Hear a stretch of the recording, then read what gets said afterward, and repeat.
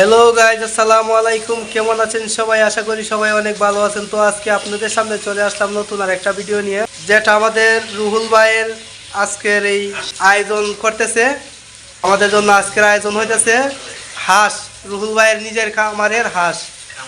তো আজকে আপনারা ভিডিওটা দেখতে থাকুন, কিভাবে আমরা হাঁসটাকে প্রসেসিং করে এবং রান্না বান্না করে আপনাদেরকে দেখাইতেছি। দেখেন, প্রথমে এই হাঁসটাকে দিয়ে নিচ্ছি, একটু প্রসেসিং করে দেখান তো রুহুল ভাই হাঁসটা।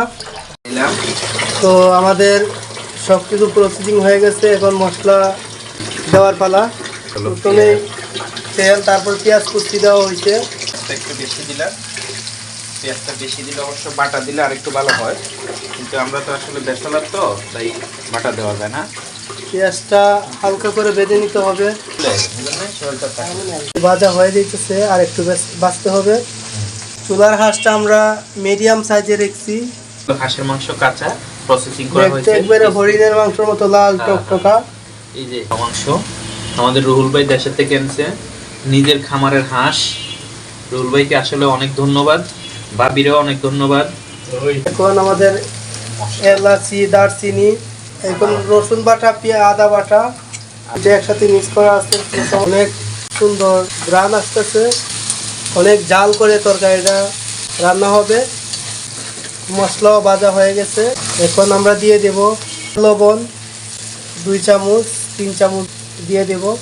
তো আপনারা পরিমাণ মতো লবণ দিয়ে দিবেন, ভালোভাবে মিক্স করতে হবে লবণটা।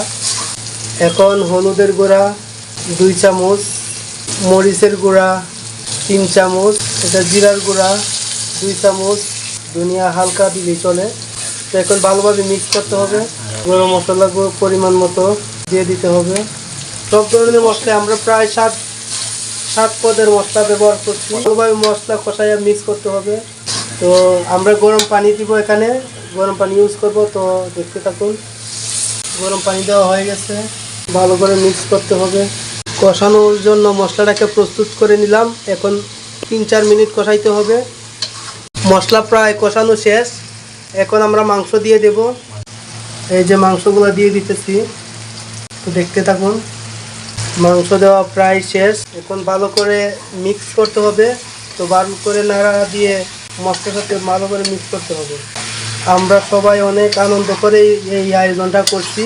রুহুল ভাইয়ের নিজের খামারের হাঁস, আসলে অনেক দূর থেকে অনেক কষ্ট করে আমাদের জন্য এটা নিয়ে আসছে রুহুল ভাই। এবং হাঁসটা নিয়ে অনেক ইতিহাস আছে, এটা ইতিহাসটা অন্য সময় বলবো আরেকটা ভিডিওতে।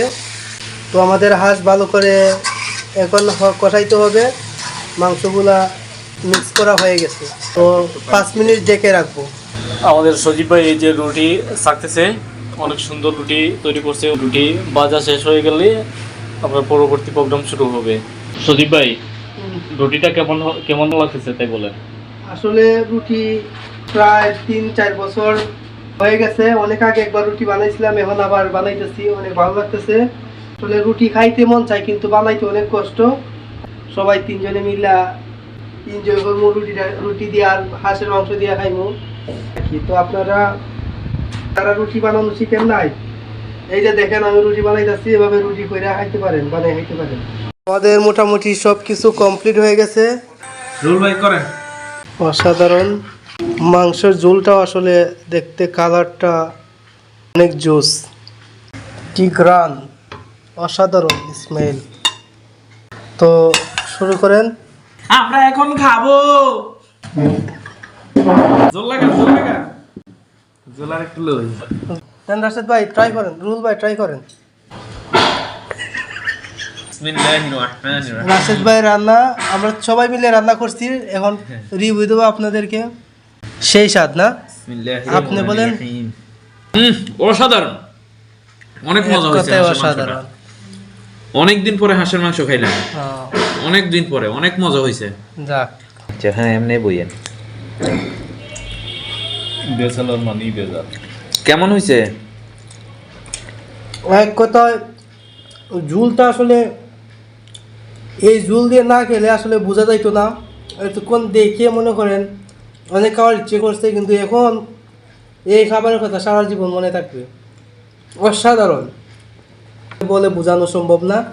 তো আপনারা যদি খেতে চান এখনই চলে আসেন আমাদের সাথে, অনেকগুলা রুটি আছে, তরকারি আছে, এই যে দেখেন। তো সবাইকে অসংখ্য ধন্যবাদ, আমাদের সাথেই থাকবেন।